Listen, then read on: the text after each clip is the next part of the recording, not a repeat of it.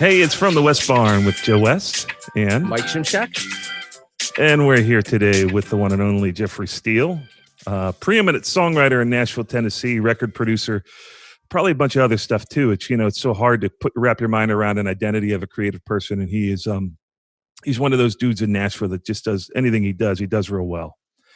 I've been lucky enough to play a bunch with him, different places, and it's always a joy. When I moved to town, he was a big influence. I moved to town in 2002, and I had a CD of his that I had stuck in perpetual motion in my CD player. Really influenced me, and I thought, man, if they're writing songs and they're cutting songs like this down there, maybe I have a chance. So I want to thank you for that, making me move to Nashville. So let's welcome Jeff Steele. This is Mike Shimshack. I don't know if you two know each other. Mike Shimshack's a hit producer. We do now. We do now. A pleasure. So is this your house there with that cool sign, or are you in a studio? This is my my studio in Nashville. I have a little compound up kind of off of Music Row, off of 8th Avenue. I've been here for 20 years. You mentioned 2002, so I'm right around that time is when I got out of my last publishing deal and went off on my own, and I found this little place over by 8th Avenue. It's just an old house built in the late 1800s in Nashville, and I just kind of converted it into a house studio like everybody does. And then I've got an old garage out in the back of the property that has a second studio in it. So it's kind of I have a publishing company with a bunch of writers, so it's kind of the house where we all write and record and hang out. And it's been great. It's been a lot of mojo here. It's got a lot of history, and it's just real vibey here. And when I found the place, I just kind of knew songs were going to come out of it. And that, like I said, but when we talked before the start here, just you're always looking for another G chord. You're always looking for the next G chord to get your song rocking and get another vibe happening, whether it's a new guitar or any kind of new sound. So you're making your records out of that space and demos out of it? I have, at right now, I'm kind of it's mostly vocals, sometimes mix. And of course, we always build stuff here when we're writing, if we're doing that kind of a write. But we got like two going at once. So mainly for my stuff, it's been mostly vocals and overdubs. But we have tracked here quite a bit. We've done a lot of demo sessions here. It's really a cool vibe because it's a big house, so everybody's kind of sitting in a different room, and it's that kind of vibe, and it's it reminds me of the old I don't know if you remember the old what was it on 18th Avenue with the George Jones studio, where everybody was kind of in a different room and just has that old vibe. But it seems like nowadays though it's more an overdub place and a finishing place. So is your publishing company called Three Ring? It's called many things. The blanket name is Three Ring Circus. That's the name of my company. My publishing is just Jeffrey Steele Music, and then I've got like different little factions for all these different writers and writing things I've done with other writers over the years. So there's a million different names, but it's kind of all under the Three Ring thing, and that's kind of the blanket of it. And I've had co-ventures over the years with a lot of different writers. It's one of my passions is I love working with young songwriters, and I love when you and I teach a school and all that stuff. And I love that look when a young writer figures out what they're trying to do. You know what I mean, Joe? Like, you know the deal, like when you kind of stumble onto the thing that is you and your heart and your music. And it's a big awakening when you do that as a writer, and you kind of go, wow, this is what my thing is. Like I knew my thing was, I had a lot of history with my father who passed away young. He was a big influence on me, and he never got to see any of the stuff I chased after. But he literally fired me. I used to work for him. He fired me. It was a machine shop. He didn't want me to cut my fingers off, and he knew I could play. He always wanted to play. He always wanted to be a songwriter, but he's raising 5 kids, so he fired me because he knew I had to go do it. In California? You're from California, yeah? You're from California, right? Right. I grew up in Hollywood. I grew up on the Sunset Strip in the 70s. So I was all around the best era, I think, of rock and roll. And punk, the punk movement that came into LA in the late 70s. Of course, the disco thing was there too, but it was such an eclectic time in the 70s. And I was just wrapped up in in it. You know, I was wearing kimonos and platform shoes and spandex pants. I was a keyboard player, like a Super Tramp kind of keyboard player in a band, you know, and I was a Zeppelin cover band. You know what I love? I love that you like, so you grew up in that environment, and I could see a lot of like Aerosmith kind of vocal phrasings in the stuff that you write, and that stuff did not exist in Nashville. If it wasn't directly on the beat, you were they looked at you like you were an alien. And I can tell you quick, that turn of events. As I started getting older, I needed to make money, right, as we all do, and I had a young family, and I was raising kids, and I got offered a gig. I played bass too, and I got offered a gig as learning 20 country songs up in Bakersfield, which was, about an hour and a half away from me in LA. And so the next thing I knew, I was in Bakersfield in a honky tonk playing Merle Haggard cover songs in the early 80s, like 80, 81, maybe even 79. And I fell in love with it. I fell in love with the story and the simplicity of the lyric and how deep it was and how it was so American. It was so like the country, and that's, obviously cliche, but it was so, it was just so where we were and just so what I saw as a person. I just flipped out over it. And then I saw that movie Honeysuckle Rose back in 1980, Willie Nelson's movie. And I went and saw it like 9 times.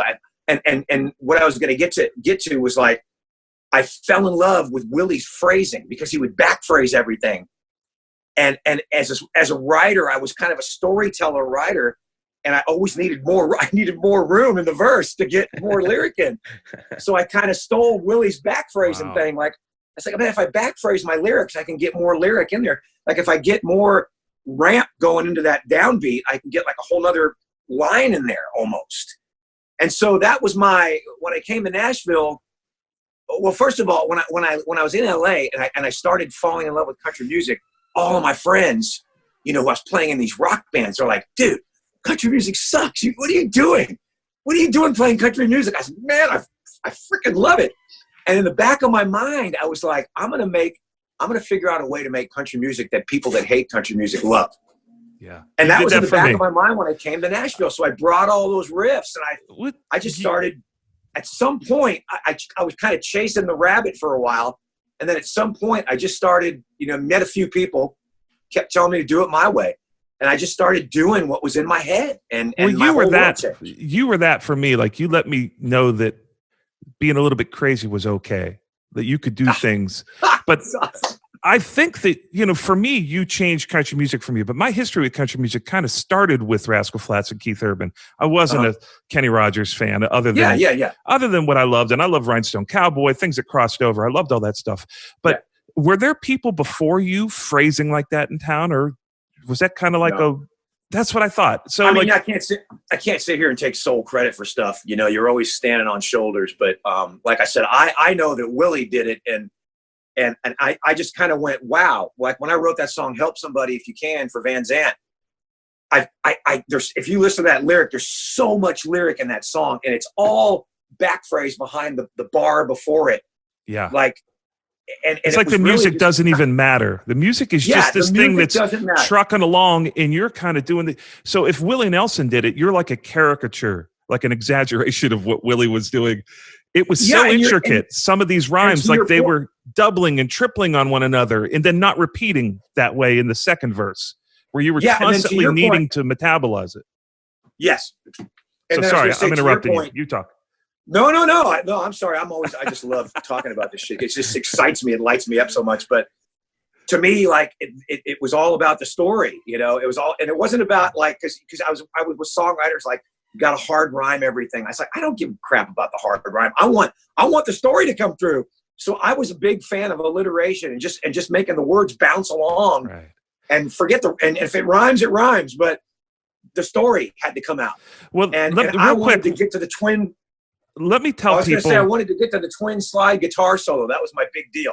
I wanted to bring that rock element in. Yeah. Do you know what I mean? That was because all of us grew up with those solos that we remember note for note back in the 70s, like the almonds. And so you remember every note, and you note it backwards, right? All the Steely Dan stuff, all the well, I mean, pick any band that had great guitar players, and you know all the riffs. So and it didn't exist in country music. If it wasn't there, you know. If you're a songwriter, you probably know who Jeff Steele is or Jeffrey Steele. Which one do you prefer to be called? Do you mind, Jeff? I mean, it's Jeffrey, but I don't care.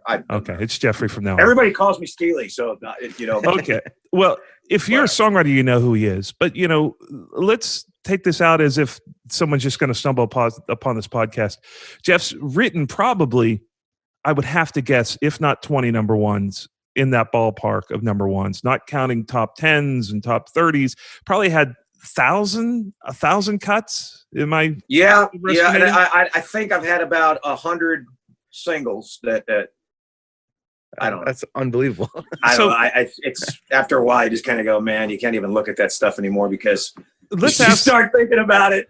Let's ask the question everybody wants to know. What was your last BMI check for, or ASCAP check? Just kidding. Good Lord, they're getting smaller by the day, aren't they? No, but that would be, if we could truly get, we need to have a segment where it's like questions I know you won't answer, you know? Yeah. That's funny. But, you know, people... Joe Walsh said it best, right? Life's been good to me so far. I mean, and as much as I've screwed up through my life and tried to fix it and make it better, I've always tried to make myself a better person, but I have truly been blessed. And you know, I mean, hell, man, it's been great. I want to tell you a story. You know, I work my ass off, so I'm not. But I got to say something about that because I have this story. I always try to tell my students. I met Kris Kristofferson back in the early '80s in the Palomino Club in Los Angeles, in the back of an alley, and I had to because my dad said, "Man, you got to listen to Kris Kristofferson." I was a rock and roller at the time and all that, and so Kris was there. I was playing the show, opening up, and so he's in the back alley, and I said, "Man, Kris, you got to tell me something. Tell me anything. I'm a songwriter. I want to be like you." You know, that whole Grammy moment. And he had a bottle in his hand. He looked at me, and he had two girls with him. And he looks at me, and he's kind of wiggling his finger. And he goes, "Never do it for the money." And then he gets into a limo with two girls and a bottle of whiskey and leaves. I mean, it couldn't have been more, cliche metaphor for doesn't feel like work. Or, if that's work, I want to be in that business. I literally took that advice to heart, and I tried to always. And when I first got to Nashville, I was chasing the carrot like everybody does.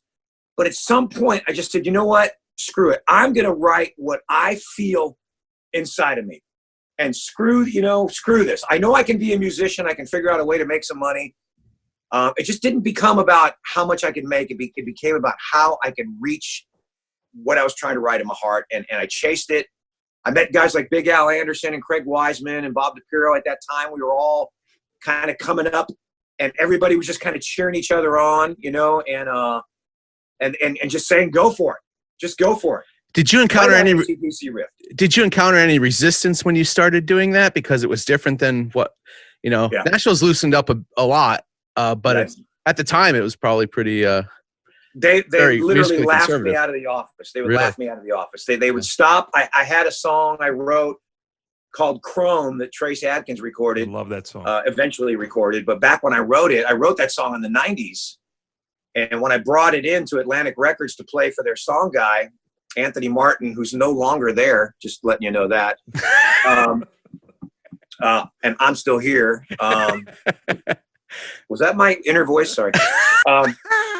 No, not bitter, but he literally laughed me out of there. He stopped Chrome during the first verse, and he said, he turned around at me, looked at me, he said, "I need my axe singing, not talking." And I was like, okay, I'm playing this one. And here's the deal. I'm playing down in Broadway at the club with my band out of a record deal. I used to be in the band Boy Howdy, and we were out of a record deal. So people would see me and go, "Oh, there's that Jeff Steele from Boy Howdy. Oh, what a bummer. He's back in the bars. He doesn't ever, he's over." Wow. Yeah. And I was having fun. I was writing these songs, and I was playing these songs in the bars, and the chicks were freaking out. That's chicks were freaking out and coming up. And I knew I'd go into the record companies, and they just laugh me out. And they say, "Man, you need to listen to the radio. No one's going to, these are rock and roll songs." And I just go, okay. And I'd walk out, and I'd, hang in my head, and I was pretty bummed out.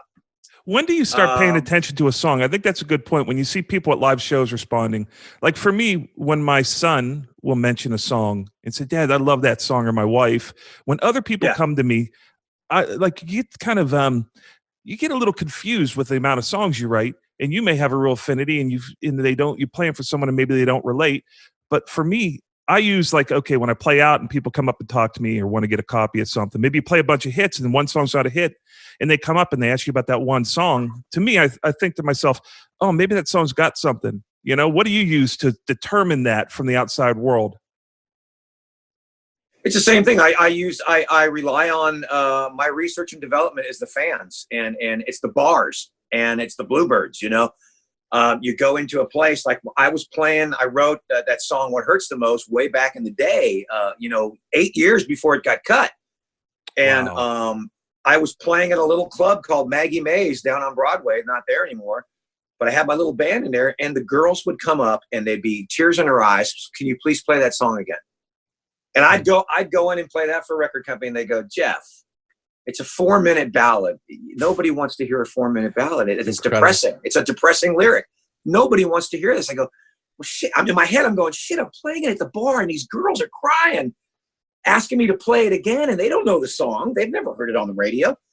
And so my brain was just going, well, somebody's wrong here.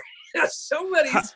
And I know you must build relationships with these people and like them, because it's very adversarial whenever people, when they talk about something that they act like they speak for the universe and they don't. So for me, I get a little angry at that, but then I'm friends with them. Yeah. So how do you resolve that? You know, I mean, that's got to be an odd dynamic to have with someone that comes to you and says something kind of offensive, and then you say, well, that's not what the rest of the world might think. Yeah, I just kind of, you have to get, you got to get that thick skin where you let stuff roll off you. And as far as the industry, I was always the guy that, I had a bunch of solo record deals after my boy Howdy. I was the guy that always, I've got like 8 bullet holes in my foot from shooting myself in the foot. And, this has been glued on 8 times from spiting it, that whole deal. I always wanted to do what I wanted to do, and I didn't care what, they wanted me to be Tim McGraw back in the 90s because I was on the same label, and I would just say, man, I'm not doing that. To a fault, I would literally cut myself out of a deal. I just knew it wasn't what I want to do. And tragically for me as an artist, I'm getting off your question a little bit here, but no, as an artist, my songwriting wasn't lined up. If I was more of a songwriter back in the early 90s, I think Boy Howdy would have had a better run and probably would have cut some of those songs that I wrote, but I just wasn't there yet as a writer. I knew, and I had things that happened in my life that took me there. Big things that happened in my life that took me there as a writer. And, God speaks. And if you're listening, I believe in, and we can get into that later if you want. But anyway, I'm way off your question. So you're saying as far as I think that's a natural progression. I mean, it is what it is. Maybe there's not even an answer to that. You've got to find a way to maintain a friendship with someone, even when they offend you at times. And people that it bothers me when somebody in the business comes at me, like I pitched a song to Missy Gallimore for Tim McGraw, and she stopped and like said I was wasting her time playing her this song. And when I left the office, I felt like I just felt like I felt less. I don't know how else to say it. I just felt like I had ruined something. Little did I know that Tim was listening to that record and cut that plus another of my songs for his record, his next record. So she was obviously wrong. But, as artists, we're so fragile that you end up like maybe you build up a thick skin, but when you write something down and you show it to somebody and then they come back at you with a worldview that isn't sealed in stone, right? These songs go on and become hits regardless of what this A&R person as gatekeeper has to say about them. And it's just, you got to be able to somehow still be friends with them. It's a difficult dialogue. Yeah. And you, go ahead, I'm sorry. No, you finish up. And you probably have more of a conduit now. I bet you just call people in the band. So you may not have to go through a lot of the A&R or management. And it's maybe an easier thing where you're able to be that, directly to the bands. I still do, but I mean, obviously, I'll call somebody if I really feel like it. But I won't waste their time. I'll only just say, hey, I think this might be cool. Is it okay if I send it? I never try to wear anybody out. I don't really take advantage of that. And I've never really tried to write a song for anybody. I write for me. I'm writing for me. You know, here's the blessing of that. They like my song, they like my song. The blessing of that is when you retire, at least you have the music to be your reward. Like for a person that shows up on the road and writes songs that they think other people, third person, or they're trying to be someone else and trying to play the game and do the thing where they're being a Nashville writer, if they don't succeed, they're devastated. But at least for you, and the way I've always made it through my years whenever it's been lean, is that I have a catalog of songs that when I play them, they're my reward. They're a yearbook of my life. And I think that's how you have to look at it too. I never really, like I said, I got to some point early on where it wasn't about trying to make $1 million. It was trying to be like, man, how am I going to get my song out there? I used to write down stuff. Like I tell my students, another thing I tell them is I keep a top 100 list of things I want to accomplish with my music, whether they're spiritual, material, whatever they are. I write them down. And years ago, I wrote down, everything, whether it was the new house, paying off the house, getting a new car, but the main thing I was writing down more than, that's just crap, but writing stuff that made an impact on people and stayed around. I wanted to write stuff that stayed around for a long time. I wanted it to have impact on the genre. And so I wrote those things down. And over the years, I would go back and I'm like, oh my God, oh my God, oh my God, oh my God, oh my God, oh my God. You know what I mean? Like I was crossing them off and going, I did that. Yeah, you manifested it. Yeah, you're planting seeds. I tell my the students in the classes, you're a farmer. I mean, you're planting seeds. You're planting seeds that your mind is going to grow. And it sounds so crazy, but it's the truth. When you tell yourself you're going to do it, you can, if you have the sense of any kind of a road to go down, you're going to do it. And you can't quit. You guys know you can't quit. You just can't quit. And we all know how many great talents here have fallen off the wayside because they just went, man, forget this. It's too much BS. And just playing to your point earlier, Joe, about the industry. And, I had some of those same pluggers. I brought in a song called The Cowboy and Me, and they said it was too introspective. Amazing. I'm interested. And another one, and I won't, I already gave away that name because you already talked about her. But the another record company guy who's running a label right now, he brought me in recently to play songs for an artist, and he wanted to tell me, because he worked at a label back in the day, and he wanted to say how grateful he was for What Hurts the Most, because it just changed the whole dynamic of everything. And he was saying all this stuff. I was like, wow, shit, I just wrote a song, But he was going on and on about how it just changed the format, and it did all this and it da-da-da-da-da-da. And he goes, and I fought for that song. I knew that song was going to be the biggest thing ever. And everybody kept telling me we couldn't put out a ballad because it was too depressing. He goes, and then they came out with that stupid Me and My Gang song instead. And I was like, oh, I wrote that one too. That's amazing. And he didn't know. He didn't even freaking know, they're all geniuses. They're all geniuses when they on Monday morning. That's working. Monday morning, everybody's a genius. Yeah. So I've always just kind of went, whatever, like, I'm just doing what I'm doing. I hope you like it. And that's always been my premise, The legend to What Hurts the Most, when I first moved to town, the first meeting I had was with Daryl Franklin. And and he was telling me that was written to a track, correct? Yeah. Which that was way ahead of not What Hurts the Most. Was that that was nobody These knew Days? What a track guy was. No, wasn't What that Hurts These the Days? Most. I thought you wrote the. Yeah, these Days also. These Days actually became before What Hurts the Most. But What Hurts the Most was a track too. But These Days was a track that I got from Steve Robson in 1999 or 8. Who's British? Nobody knew it. Nobody knew what a track guy was. He wasn't even called a track guy. He was Daryl called him this guy in London that created these music beds. And I just looked at him like cross-eyed. I'm like, what? I'm not writing a song to a guy's music bed. That's like the stupidest thing I've ever heard of. And, I tell the story all the time on stage when I play, but when they sent me his track, I was literally crying from the music. I literally had tears, and I'm like, oh my God. And I started typing, hey, baby, is that you? Wow, your hair got... I just started typing my life. And it was one of those moments as a songwriter when we're talking about writing about your heart. It was one of those moments I was praying for and searching for. And there it was in my lap. There was this, and I was fighting it all the way. I was like, I'm not going to write to a stupid music track. I'm going to be put into a box, and I'm not going to be able to do anything because it's going to be a box of chords, you know?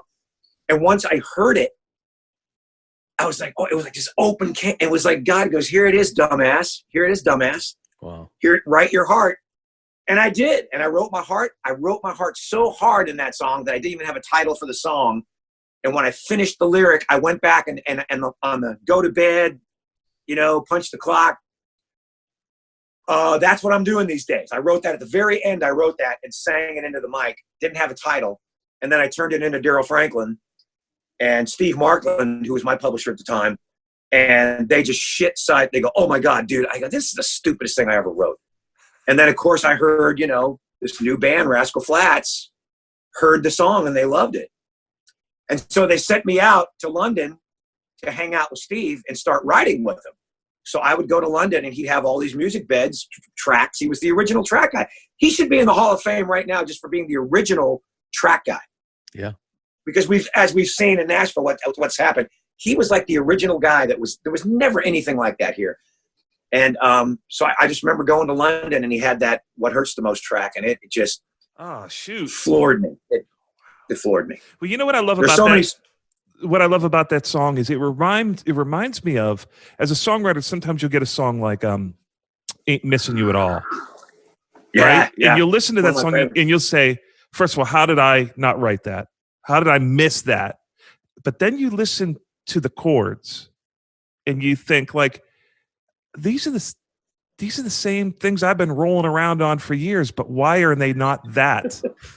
Right? There's some, like you took like, and What Hurts the Most, it's like 6, 5, 4. You know, it's this. I mean, you couldn't be more bored with the progression, but somehow, with what you put into it, out pops this thing that you're like, what is that? And that's the magic of music. It's like the same numbers add up differently every time. And that song, when the first time I heard that song, I thought to myself, how can we not cut this song? I had an artist we wanted to cut it on. And a couple months later, it ended up becoming a huge hit. But when you say it's been sitting around for 8 years, you think, how does a song like that sit around for 8 years? How does it happen? Like I told you, when I did go in and play it, they would just shut it off and say, it's 4 minutes long. It's a depressing lyric. It's a ballad. Are you listening to the radio right now? Don't you listen to what's going on? Haven't you heard of the Dixie, that kind of thing? Dixie Chicks, Ready to Run with banjos. And I was like, I don't know. I just know I'm playing this in the bar and girls are crying and I'm playing it 2 times a night. And people seem to really love it. Faith Hill cut it, but didn't put it out. Mark Wills cut it back when we first wrote it, but he didn't put it out. He got dropped from the label. But all that said, and getting back to your chord progression thing again, Joe, I was again a rocker from Hollywood. So I grew up on Evil Woman and Cold as Ice and All Along the Watchtower. And you know what I'm telling you right now. You know what those chord changes are. Oh, yeah. Runaway. Pick another one. Stairway to Heaven. Yeah. 6 minor, 5/4. Every one of those songs. Breakdown by Tom Petty. So I was instilled with 6 minor, 5/4. So when I wrote that song, and there's another song I wrote called Speed that had the same kind of thing, all of a sudden people were looking at me going, dude, that is genius. Like going 6 minor, 5/4 is genius. And I'm like, it's freaking Tom Petty. It's Stairway to Heaven. That's all it is. I mean, right. I'm just threading a country lyric through it. But what is that it takes a song like that? I could take the rain off the roof of this. What is it? I could take the rain off the roof of this empty house. That don't bother me. I mean, it's such a simple lyric. Is it the culmination of just the essence of the realness of that song and the vibe of the progression? I mean, we'll eternally look at that and not know how to reproduce something like that. But you notice it when it comes around. Well, and I get with writers sometimes that want to go, man, I want to write a song like that. I said, well, man, we already wrote that song. I mean, you can't try to write a song You know what I mean? You can't try to write a song, da-da-da-da-da. It sounds like another song. You're going to miss every time, or it's just going to be a severe knockoff. But the truth about that song is, okay, check this out, Joe. And Joe, you know all this because you're a producer and you're in the middle of the song all the time. You're around the right. You know the deal. You're in and out of it just like me. But so I get to London and I get in the room and Steve's been working on this track all morning long. It's a rainy day in London. It's typical, like stereotypical English day, you know, and I'm kind of out near the countryside and took a train all day to get there. It was really amazing. And so I get to Steve Robson's studio and he puts this track on and I hear the 6 minor and immediately I light up because I am all about Cold as Ice. And you know what I mean? I'm all about that. That's me. You know, the beginning of Doobie Brothers, Long Train Running. Yeah. You know, I'm all about that vibe. And so I hear those chords and I'm like, oh, crap. And he goes, hey, man. He goes, hey, mate, I got to get some lunch. I've been working on this all morning. So he leaves and just loops the track. And I'm just kind of sitting there by myself and I'm trying to get a buzz on what this is going to be. And I'm listening down and it's just looping. And I keep gravitating towards the middle, the pre. The da da da da da da da da da da da da, because it's so monotonous, and he's playing that piano part, and it's the only thing that's really stable in this track. It's like this stable thing that keeps coming in, you know, these 8 bars of this little riff, and I couldn't launch any lyric, and I was trying to where am I taking this? You know, and I'm trying to get God to come through me and speak to me and tell me what I need to write. And I always do that, you know, and nothing's coming. But I just keep hanging on that middle 8 pre-section. And the first thing that comes out of my mouth is afraid to cry every once in a while, even though going on with you gone still. I just mirrored his riff. And I looked at what I wrote and I was like, wow. And then this whole thing launched, and I went back to the top, and in that moment, and I'm really, you know, I can say this to you now, 20 years, whatever later. In that moment, I started to see the little, and you know this too, Joe. You're all around this shit, but you start to see the little pockets in between the notes. You start to see the things between the notes, and feel the things between the notes. And so I'm listening to that 6 minor 5/4 and I start threading this lyric. It just starts coming out of me. I don't know what this lyric is. It just starts coming out of me. And again, I'm one of these writers. I'm kind of dyslexic. I'm a little autistic, my wife says. And I kind of do everything backwards. I'm left-handed. I write kind of backwards. I write from the ending to the beginning sometimes. And this thing was just going all over the place. And so I had the middle 8.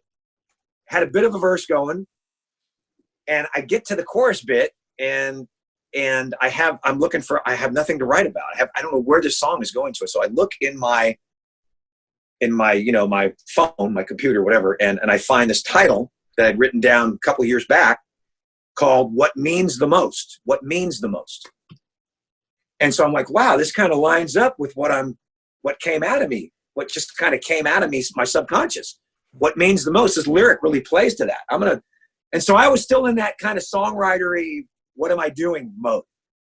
And so I wrote, what means the most was being so close and you know, and having so much to say. That I was trying to write it in the present tense. That's what means the most to me. And so Steve comes back and I play it for him, and he's like, mate, this is fantastic. He goes, let's put down a vocal. So I go in the booth and I start singing the vocal, and inadvertently I go to sing the chorus and I mess up and I accidentally sang "What Hurts the Most" by accident. And Steve stopped it. He goes, come in here. And I go, no, I know, I screwed up. Give it to me again. He goes, no. Come in here. He goes, listen to the chorus with that in there. And we both just looked at each other and went, got chills. We just got chill bumps. And I never forget that moment. And I didn't know if it was a hit. I just got chills. And like I said, when we came back to Nashville and I played it for people, they just said it's the most depressing song they ever heard. And then, then you get your the rock start coming at you, and you start getting in that mode where you go, shit, what am I doing? I just need to chase the radio. People don't like what I'm trying to do. They don't like this from my heart thing I'm trying to do. And then you play it in the bar and people freak out. And then so I got to a point where I just kept writing songs. I just kept sticking to my guns, and I just said, screw it. And I had a reputation for like getting songs cut that were 5, 6, 7, 8, 10 years old when I finally started getting successful. Wow. It was old songs. There were songs that had been around, So well, sorry, I want to no, that's great. I've never heard that story as much as I've hung around with you and played with you. I've never heard it that way. And I love that it was a mistake, right? That you just sang it the wrong way. And it's like, it was in there all along. You were just fighting with it, and sometimes you overthink stuff so much, you've got to get disassociated with your brain and let your hands and mouth do it, and it just comes out that way. And hey, Joe, really quick. I don't want to, I know I talk so much, but we are our mistakes. The best of us is our mistakes. You know what I mean? Like our quirks, our idiosyncrasies, all of what we think are our worst traits are our hit songs. Some of my favorite things that I've written, I'll sit on the couch and watch television and play guitar, and I'm not thinking, and then I'll get interrupted because I hear what's coming out of the guitar, and I'll be like, I'm going to write that riff. I'm going to write that thing. And it's like, if I was mentally connected with my guitar playing like a guitar player, I would have never played it. So there's a part of songwriting where you've got to be a great craftsman. You've got to know how to work a song. And this, I'd like to ask you about your process, but like a lot of times I'll start off with the chorus, find out what the hook is, and then find a kind of a way to steer towards it, the normal songwriting stuff. But then there's a part in a great songwriting session with great songwriters where you'll disassociate yourself from everything. And then once you kind of know the width of the song, you're able to just do this thing that allows those kinds of things to come into the room. And those are the best songs. And if you're around people that will allow that to happen, sometimes there's helicopters in the room that won't allow you to get to that. But if you can get to that place, you end up with some stuff that's just innate. It's a part of what you're doing. And it's just like, it was supposed to be that way all along. That's great songwriting. And I don't know how to, I've only learned that after years of being mediocre, and I'm probably mediocre most days. And occasionally you have something that is great. I'm sure people come to write with you, and, they know the 3 favorite songs that they love of you. And they're like, that wasn't the song we wrote today. Well, it took him his whole life to write those songs. You think you're going to sit down and write Let It Be with, McCartney. So, it is a process of just trying to be available and open. That's the best thing about songwriting. You can't predict that. I want to tell you a real quick story that I have you to thank for. I was a struggling songwriter in Nashville, had moved here from New York City. Every day, me and my buddy Dave Pahanish were kind of a songwriting duo. We had written hundreds of songs together before we came to town and kind of set up shop. And every day we were just writing. We heard that story about how These Days was written. And we said, let's do that. So we wrote this track, a really great track, a really creative melody, really outside the box. And we gave it to Tim Johnson, who is a great songwriter in Nashville that passed away in 2012. And Tim Johnson wrote a lyric on that song, and it went to #1 for 3 weeks. And it was the first and last time. It was Jimmy Wayne's Do You Believe Me Now? It's the first and last time I've ever done that. I didn't know that was a track. That's awesome. That was written complete. Me and Dave don't have one lyric in that other than the yeah in the middle of verse 1. That's the only thing Tim Johnson credited us with writing in that song. But we did it because of you, because of your story. And summarily, we didn't do it ever again. It was never done again. You would think we would have tried it again. But how many songs did you end up doing with, what was his name from England? Robinson? Steve Robson. Yeah, how many songs did you end up doing with him? Well, I mean, we obviously, it became quite a pairing. It became quite a pairing. And I was going to London all the time. And he was coming to Nashville all the time. And we were writing for different projects. Had songs cut, obviously a lot of songs cut by Flats and Miley Cyrus and Cher, and just a lot of people were cutting the songs, but we were getting everything that we wrote cut. So I would venture to say we've written a good 150 songs for as much as that we could get together. What are some of the And then, songs of we would course, know you know, from we that both started catalog? getting successful. We both started getting successful. So the publisher started getting everybody with me or everybody with him. And then me and him weren't writing as much anymore. You know what I mean? Which it's just the nature of the beast. They want to just break it all down and make more money at it, you know, and oh my God, let's get so-and-so with him. And let's set Jeff up with this guy. And so me and Steve got kind of pulled apart and we weren't writing as much anymore, or we were writing in 3 ways and 4 ways, or having to write with the artist.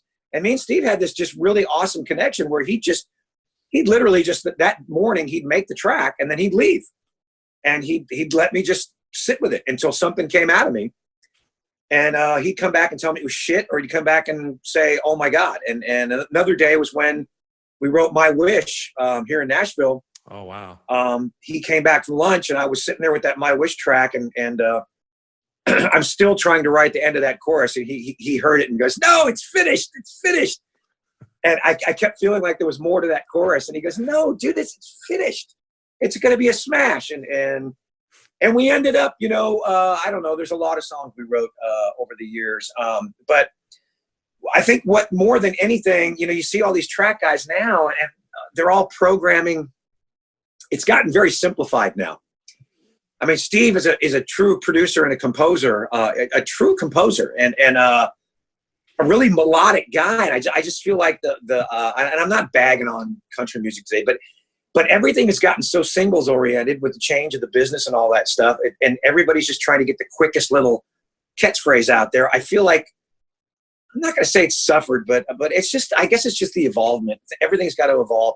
And every generation's got to have their own music. It can't be you and me forever, right? They got to have their own generation of music. And I think our role now as we get older is to kind of help these guys. You know, we can stay in the game with everything that we know. And I'm still doing what I do, and I'm still trying to write, you know, the deepest, most meaningful song I can write. And you know, I think we're all that guy. Everybody wants to be deep and meaningful, and but we have to write all the songs. But inspiration-wise, you were talking about that for a minute. I'm the kind of guy that comes to the room and I want God to drop it down. So I know, and you know that, you know, you're going to have a conversation for 20, 30 minutes, maybe even an hour with your buddies when you get together. And if you trust in the power of it all, I think something falls into your lap. Somebody says something, or does something, you know what I mean? You know, somebody. It happens every time, miraculously. Yeah, it's not a line off your phone. It's not a. You know what I mean? When you write those songs, I just don't like to write those songs. I just feel like they're contrived. Not to say I don't do it all the time, like we all do it all the time. Or somebody comes in and they want something to sound like somebody else. They want a song that sounds like so-and-so. I'm like, you're with the wrong guy. I'm not going to pull any rabbit out of a hat. I mean, I'm like you know, we're mediocre at best. And every now and then we get a divine intervention. And I think that's why, like you said, we have to pound the craft. We have to learn the craft so we can break the craft and make up our own craft. I think that's the challenge, is to make up our own style of the craft. Yeah. That's what Willie Nelson did. If you listen to Crazy, yeah, it's like it's not even a song. It's a refrain, you know, yeah. But that was his thing. I saw an interview one time with Chris Robinson from the Black Crowes. Yeah. And he said, the greatest songwriters, all they are is conduits. Every song's already written. It just comes through you. That's what. I mean, and people think you're cheesy when you say stuff like that. I mean, no, it's whatever. You know, I always say, man, I want it to fall out of the sky, and I know God's going to bring it to me. And it might be a ditty, it might be whatever it is. And I guess also what I'm saying by that is I try to stay totally focused and aware of everything everybody does in the room, everything they're saying, everything they're playing. Because you know how you first break out a guitar and somebody starts doing something, and I can elaborate on that. I can elaborate to you guys all day long. A trick that I learned, I call it a trick, but Reed Nielsen, who passed away, one of the greatest songwriters in Nashville, I always had this in me, but he kind of reaffirmed it. I was riding with him one day in Durango, Colorado. It was right after 9/11 in October. And we're at this hotel for the Songwriter convention, and we're hanging out together in the same room. And I was telling him about my trip You know, it's right after 9/11, so we're talking about that in New York City and all that. And then I was talking about my rental car trip from Albuquerque to Durango and all the things. I kept seeing a white church, a blue water tower, and a red tractor with a for sale sign on it. I said, I swear I saw one in every town all the way to Albuquerque. I mean, all the way to Durango. And he laughed and I laughed. And so I take out my guitar, and I'll just show you. I take out my guitar and I'm going to tune my guitar, and I'm going like open. I always do like a half step down.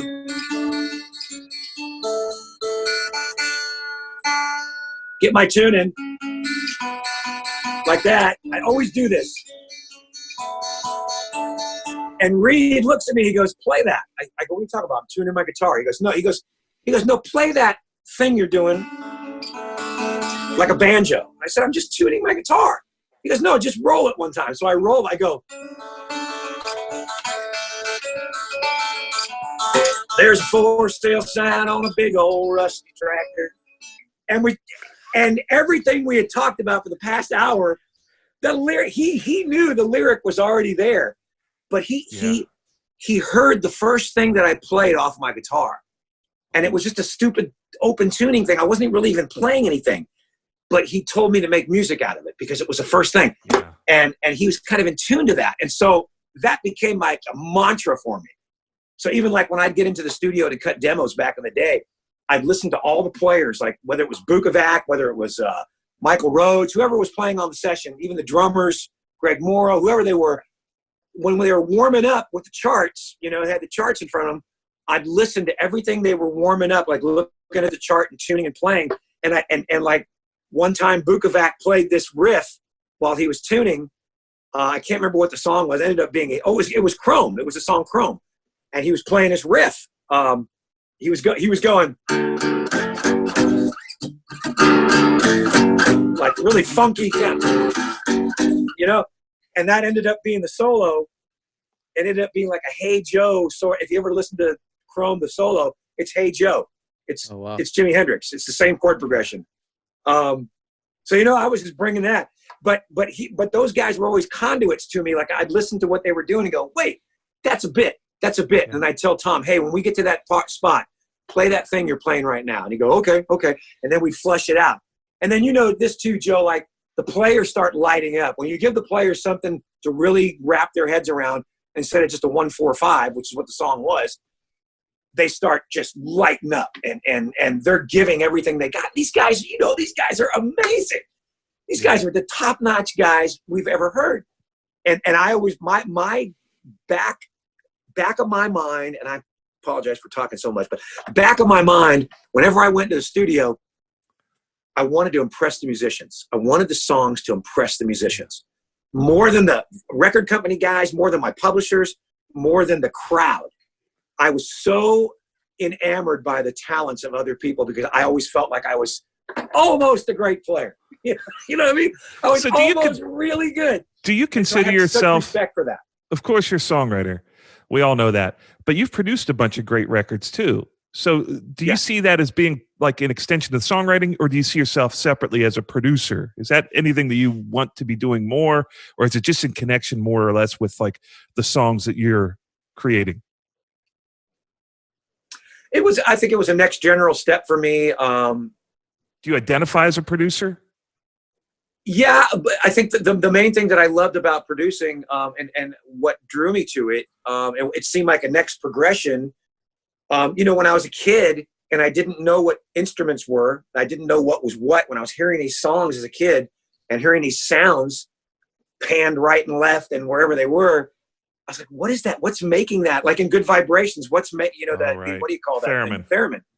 I didn't know it. You know, you didn't probably know what it was, right? When you were a kid. I didn't know what it was, but I just knew it was the coolest thing. And what is this magic coming out of my speaker? It was that innocence of that magic. Well, and then figuring out as you got older that it was part of a process. For me, coming up, it really was. The 70s was filled with so many great sounds, from Bread to Boston to AC/DC to Aerosmith, that the sound for me, it just like it affected me when I listened to it.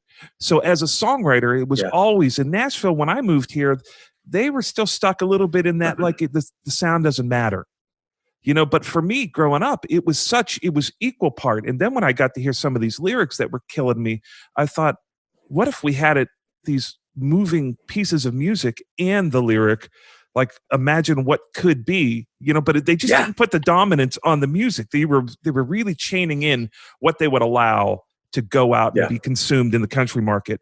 And whenever people started, like our generation started getting into town, and we started to just make records and play things. And the reason why I have 2 cuts on that Tim McGraw record is because he was riding around in his Jeep listening to a record that me and Dave Pahanish had done. He was a fan of the record. Yeah, it blew his mind. Then he wanted to he wanted that vibe. One of the songs that he cut had backwards spoken word in it, and backwards guitars. And he put that on his version. That's nothing that they would allow if it went through the regular gatekeepers. No. But there is something about the sound of music. In a lot of the 70s records, like the Joe Walsh he was talking about, right, in either Rocky Mountain Way or something, he was talking about how he got to the destination, which was this epic moment that I can't remember right now, but he said it was more phonetically. He got there like it needed to be a and this thing that had kind of changed my life as a kid. Totally agree. Was only there because it felt like it needed to be an to him. It was sound, and I just love that music eventually got there for us in the country world. It became like everybody left that AOR, hot AC genre and kind of grew up and became country people. So we got to relive that, like old, what was the band? I love Ambrosia, David Pack and Ambrosia. Oh, yeah. That kind of music can be in country now. The Eagles would be a country band now. And I just love it. But there was a long time where a lot of those lyrics didn't even mean anything. You could listen to a song, and even great songwriters like Paul McCartney, Band on the Run. I still don't know what those lyrics mean. The first one said to the second one there, I hope you're having fun. Like, I don't even understand some of that stuff, but it was like in the greater scheme of things, it was the most brilliant thing I'd ever heard. But you just felt what it was. I don't know. And getting back to your Joe Walsh thing, it was a sonic thing. Yeah, it is. There is a lot of power in the sound. About Joe Walsh. So as a record producer, I think that you need to have a say in that. So if you can do something that blows people's minds sonically and then put an incredible lyric or something that just rocks people's world, like, a lyric like I Can't Make You Love Me If You Don't, or any lyric that disassembles you, like What Hurts the Most, a real lyric like that on top of a piece of music, it just changes everything. It's the beauty of the same numbers not adding up to the same equation every time. And that's why I keep doing music at 50 is that, I can't figure it out somehow. Some days it's better than others with the same inputs, Yeah, it's true. It's true. That's the absolute truth. I got a question for you. Are you optimistic or pessimistic about where you see music going right now, the business itself? That's good. It's a good one. Well, I am an optimistic sort of fellow. You have to be to survive the business, but boy, does it make you jaded. I mean, and even surviving it really jades you, and I really have to check myself a lot of times. And then, you start getting older, and when you get older, your shit's better than everybody else's shit. You know how that goes. And you know what I mean? Shit's never going to be as good as it was. And but I do feel like that 70s era was so amazing. It was so Renaissance, even more so than the 60s. And of course the Beatles really opened all those doors. But I feel like, again, like I said earlier, all the formats are gone. We're not reading album covers anymore. Like maybe you, I don't know if you did, but I know I did. I used to sit down there on the floor with my headphones and just read album covers. Yeah. How did they make this? I was so intrigued by it. And the generation grew up. It was more innocent. A lot of those things were brand new. Jamming twin guitar, it was all brand new stuff. And FM radio kind of let that happen. Didn't have to be a single anymore. It could be an album cut that got on the radio. So the next thing you know, a song like Stairway to Heaven, 7-minute song, is on the radio. It wouldn't have happened on AM radio. It could never have happened. So the technology back then opened up that window for all that creativity to come through. And the next thing you know, Peter Frampton's got a 14-minute song getting played on the radio. Do you feel like we do, right? That never happened. And as time got went on and things changed, the rock and roll music turned into hair music, the hair bands. A lot of that was great, and a lot of it wasn't. And it did what it did. It got way more commercialized. And then that got crushed and turned into grunge rock. And Nirvana came and Pearl Jam and it changed everything, got it back to the simplicity of playing. And country music kind of mirrors all that stuff. It's always like 10 years behind, I feel like, but it kind of mirrors the thing. It also does, it's changing. And it changes every 5-10 years or so. And I think all those new windows that opened up in the late 90s and early 2000s when all these musical ideas were coming out and country music, everybody was calling it the new 70s rock because it was getting so infiltrated by all those influences of guys like us, you know, and the next generation comes up and the technology changes again and gets even more small, and everybody can do it in their house now. We don't have to go be on a 2-inch machine or hire a $1,000 an hour studio. You know what I'm saying? We can all do it in our house now. So everything gets smaller. And there's a lot of 1/6 minor 5/4 out there, but there always has been. Back in the 50s is where that started.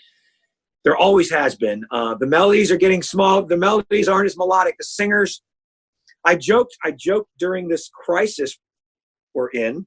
None of these artists can go do a Facebook or Instagram show because they don't have any vocal tuners. They have to actually sing live. You know what I mean? And I don't say that. I'm not putting them down. I'm just saying a lot of them can't go up and rock out a 60-minute show and not, you know. So what has happened to the music? It's gotten smaller to me, but it's the next evolvement. It kind of reminds me of the 50s. The songs are real simple. It's almost like the ice cream. They used to call those ice cream changes 1, 6, 4, 5. All the Smokey Robinson changes, you know, the Motown stuff. It's kind of back in that world. The lyrics are real simplified. Any lyric with any depth is kind of wrapped around a whiskey shot and a girl and a, you know, it's, and again, I'm not putting it down. It's just kind of where it's going. And here's my long answer to your question. We're seeing what we're in the middle of right now with this crisis, this change in our world's never going to be the same now, right? We're in this place now where we just crashed our economy. I mean, you know, without getting into all of it, those moments in time, just like 9/11, they change music. They change everything. So what kind of flowers are going to come up out of this, out of the ashes of this thing musically? Is it going to clear off the palette and bring in a whole new brand of song and artist and depth? Maybe not. You know, but it's going to keep rolling. And one thing I know is that every generation's kids wants their own music, whatever it is. They don't want my music. They don't want Joe's music. I think we it's may still interesting. be valid and play and write those songs with those writers, but they want their thing. They want their stamp and their identity for their generation. And that's the truth to me. The beauty of music is that it's bigger than anyone. So it's like, yes, even if you're a monster giant force in the industry, you're merely a blip on the radar. It's going to change with all of us. You know, it's like you're a bystander to it. And you may not like the state that it's currently in, or that you may like certain things that pop up on the radar, but it's like, there's something about it's like infinite, like the universe. You're only this small little force. And as big as you are as an influence on Nashville, the reality is it's going to happen with or without. You're just going to be commentary on it. And I kind of like that. I kind of like that it is this own wild thing that you can't take. That humbleness is important. I think God has a clever way of keeping you humble and you know, because you know, Joe, like a lot of my guys in my peer group will go, man, I hate this music right now. It just sucks. You know, these songwriters today, they're not trying hard. You're just these guys that are programming these beats, blah, blah, blah. I said, dude, just get in the back of the line like the rest of us. I mean, we all had our day and we all got our trophy or whatever. Just if you want to do it, just get in the back of the line and hang out with these guys because they're really fun to hang out with. They're like us when we were young. That's That's true. They don't know what they're doing either. They're just screwing off, and they're just running on the tails of what we did. Usually I'll end up in a car for 500 miles once a year going up for Thanksgiving to Pittsburgh or something. And I'll be listening and, eventually to the radio, and I'll do that thing where I'm like, oh, sharp 6, or, flat 3. Oh, that's interesting. And I'll just start calling off chords and listening. The one thing that does get me about modern country music is that I'll find myself doing that and saying, oh, 6, 4, whatever. And then I'll be like, oh, am I still in the same song? Like 20 minutes later, it used to be at least there is this death roll of phrasing that is happening in country music since Sam Hunt, we'll say, and you had a lot of it in your music, but it was very different. Yours wasn't the same. But, there's a lot of guys out there that are in this role of, when the lyrics coming at you, it feels exactly like every other cadence. Yeah. And it's one of those things that if you listen to the radio over an hour, you'll wonder if it's the same exact song. That's what is wearing me out about modern country music. At least you could tell the difference. I'm with you. With the gags that we all do, at least you could tell the difference from one guy to the next. Now I can't even hear the difference in the vocal timbre, where it's like you had Kenny Rogers or Rascal Flatts or Keith Urban or Tim McGraw. You knew all those guys. Dwight Yoakam, they came on. You could hear the difference. Yeah. The phrases were unique, and some of them rolled eventually, but they never rolled the same way. For me, when you're going 10 hours in a car somewhere and you're trying to zone out, and then you look back down at the radio, you go, is this the same song? And it's an hour and a half later. That's my big gripe with it. I just can't. It feels like you're in a trance. I mean, and you can trace it back. You can trace back eras and go, wow, there was a lot of the same shit in any era. But I always look at because I was hanging out still in LA in the late 80s, but I was more involved in the country scene with the Dwight Yoakams and Los Lobos and Buddy Millers and Lucinda Williams. I was involved in this really awesome country scene in LA that was going on. But the hair metal band thing was still happening in LA in the late 80s. And it was huge. And boy, the day Nirvana came out, it literally ended. It literally ended. The streets were bare. The streets were bare. And then 6 months later, everybody had flannel shirts and was wearing work boots and had a grunge band. And you can say the same thing. The same things have happened in country. Like everybody had a cowboy hat in the 90s. And then Dixie Chicks came out, or Shania Twain came out, or Rascal Flatts came out.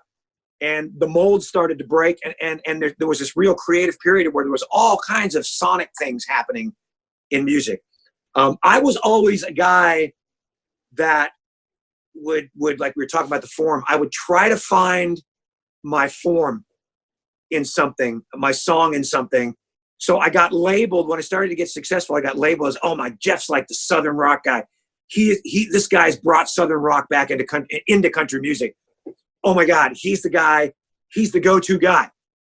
And by the time people started coming to me for that, you know what I mean? Because everybody wants to pigeonhole you as whatever you are. By the time they were coming to me and wanting to write the flat 7/4/1 Skinner things with the riffs, I was writing these R&B pop things, like the flat stuff or stuff that ended up getting cut by Miley Cyrus.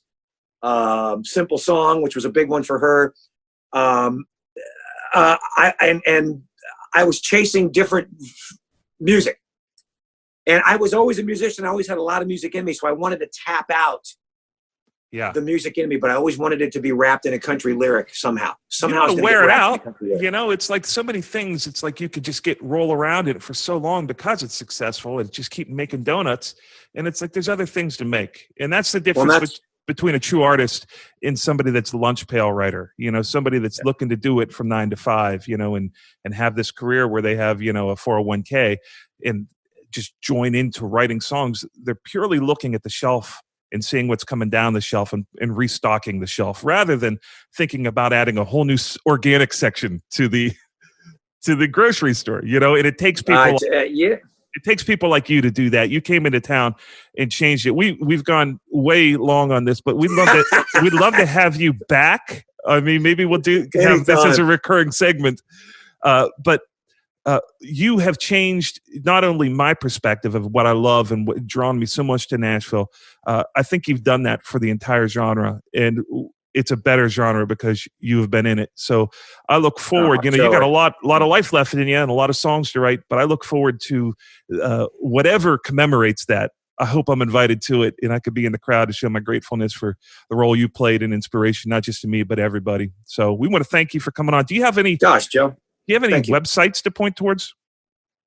JeffreySteele.com is just the obvious, the Facebook and the Instagram. And then of course we've got my son who passed away it's been about 13 years now, but we've started a foundation in his name, rememberalex.com.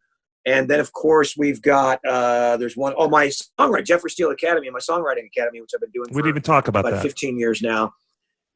It's just basically an online, it used to be in person, but now over the last 10 years, it just got kind of crazy. So we're online now. And I basically talk about what we talked about today, Joe. I kind of assume everybody knows how to write a song and kind of has the form and the formulas.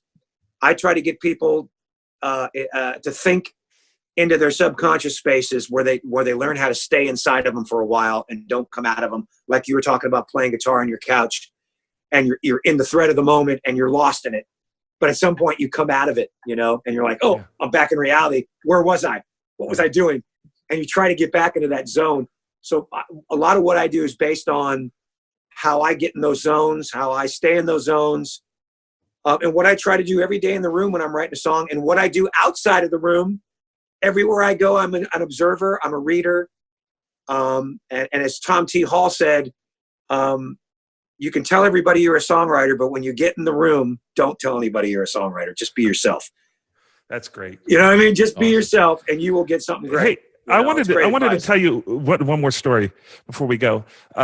We moved, my wife, my baby son, he was 1 year old. My wife and I moved to Nashville 15 years ago, and we showed up at a benefit or at the skate park in Franklin. You had Rocket Town. Oh yeah, the Jim Warren State Park. Yeah, right. And you were having something there for the skate park, which was something that was funded through your son, right?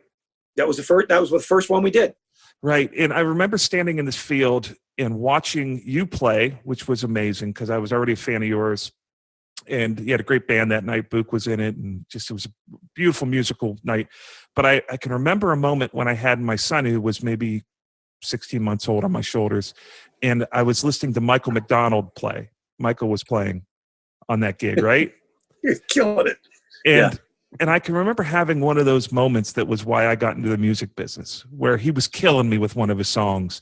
And I was now just new in Nashville, starting on this whole new thing. And I was watching you play with a guy, one of the reasons I came to town, and watching Michael McDonald, which was just somebody I'd listened to my whole life. And being there in that moment, I was crying with my son on my shoulders. And I was just so grateful to finally be somewhere that I felt like I was supposed to be my whole life. And, looking back at that now, and having the history I've been able to have in Nashville and being grateful for that, it was just a beautiful moment. And I hope that everybody that gets into music can remember those moments. And like you said, do it. Never get away from that when you're creating music. Always look back to that and don't ever step on that or don't ever dirty that with something that you don't think is why you were put there. And I was grateful to have that. And even all these years later, I'm still as grateful for that memory. I can see it like it's a postcard. Well, thank you, man. Can I say, and I don't want to try to outdo you here, but I have one last thought too. Well, when you first started, you're praising my accolades, and I'm grateful for that. I have worked like a son of a gun, and never brought my nose up, and next thing I knew, they were putting me in the Hall of Fame. I was like, wait a minute, not yet. I'm not dead yet. I'm still, but it's important and it's not important, but just something to leave with. So I've had a lot of songs that have made a lot of impact, and I'm so grateful. And never not a day goes by where I'm not grateful. And a lot of those songs weren't number one songs. I like to tell the audiences always, because they're like, man, you've had a zillion number one songs. I've had a few big ones. But just for the record, my biggest songs that I've ever written that are still around today and still make an impact on people wherever I go, and people will come up and cry and tell me stories, are songs that went to 8, songs that went to 5, songs that went, you know what I mean? They didn't make it all. And a lot of the radio stations at that time wouldn't add those songs to the playlist for whatever reason. Songs like Hell Yeah, Chrome, What Hurts the Most was struggled for a while. There were a lot of songs, or Gone was another one, but songs that in my town it wasn't a number 1 song. It was a number 3 song that is still getting played in recurrence all over the country, and is one of the biggest songs I've ever had. If you want to look at because everybody talks about they want to make $1 million in the music business and financially being a songwriter. I mean, I always try to not look at it as a money thing, but just writing the best song. And a lot of times those songs, they don't get into the top because whether they're controversial or whether they're not quite what's going on in the moment of the genre, but they were good enough and touched enough people to make that impact on people. Those songs have survived for me for 10, 15, 20 years now. And they're still financially doing well. But what I wanted to make a point of, like, telling listeners, like, if there's any way to tell you that you don't have to hang your hat on 28,000 number 1 songs, it's the greatest song. And as I researched songwriters over the year, John Fogerty never had a number 1 song. John Fogerty. Oh, wow. Never had a number 1 song. Bruce Springsteen. And think about those songs that except for the Manfred Mann song that he wrote. He did, as an artist, he never had the cover. Yeah. And it's not really that big of a deal to end on that note, but I just think as an inspirational thing, the number 1s for me came after I started getting recognized for what I was doing. You know what I'm saying? Yeah, like that's important. How I was doing it. Then all of a sudden people were going, "Oh, Jeff Steele this, Jeff Steele that," and it went to number 1. I don't know if it was a better song, you know what I mean? Like, but the momentum of sticking to your guns and doing what you love to do. I love that story. I love the pinnacle at some point, and then the Nashville thing just kind of glommed onto it, as they always do. So anyway. Isn't that cool, dude? That you have something. You changed the way, the style of country music. Single-handedly, you're one of the songwriters, if not, I can't think of a guy who's had a bigger change in what was played on the radio and what was allowed in country music. And you had to fight to get there because you were the first one.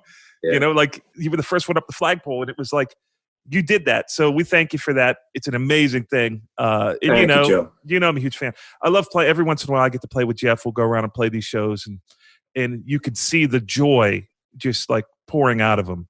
And that's true. You cannot. I freaking love it.